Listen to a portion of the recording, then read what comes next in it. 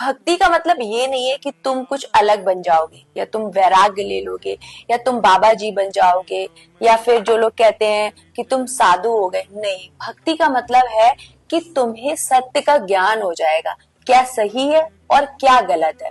बस इतना सा ही फर्क होता है। हमारे पास आजकल क्या है, बहुत सारी इंफॉर्मेशन है लेकिन हमारे पास सत्य का ज्ञान नहीं है। हमें यही नहीं पता कि सही क्या है गलत क्या है। अध्यात्म से जब हम जुड़ते हैं तो हम सब कुछ पा सकते हैं। ऐसा नहीं है कि वह हर कोई इंसान वैराग्य ले लेता है, वो तो आपकी चॉइस होती है कि आपको वैराग्य लेना है या आपको संसार में रहना है। आप सब कुछ कर सकते हो, अपनी ड्रीम जॉब कर सकते हो, लग्जरी लाइफ जी सकते हो, ट्रैवलिंग कर सकते हो, जो तुम्हें चाहिए वो सब तुम्हें मिल सकता है।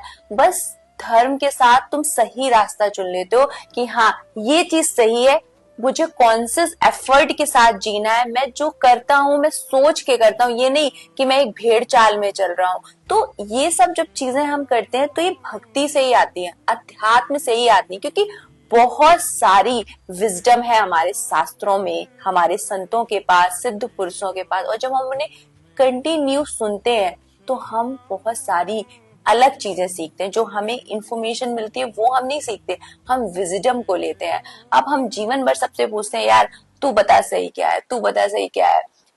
हम एंग्जियस रहते हैं, डिप्रेशन में रहते हैं, क्योंकि हमें पता ही नहीं रहता कि सही चीज क्या है। हम वैलिडेशन के लिए भागते हैं। और जैसे ही अध्यात्म हमारे अंदर आता है, थोड़ा सा भी हम उसका रास्ता चुनते हैं, हमें पता चल जाता है कि हम कहाँ गलत है। और यही सबसे बड़ी शक्ति है अध्यात्म की, कि आपको पता लगने लगता है कि आप कहाँ गलत हो, क्या आपको फर्दर स्टेप लेना है।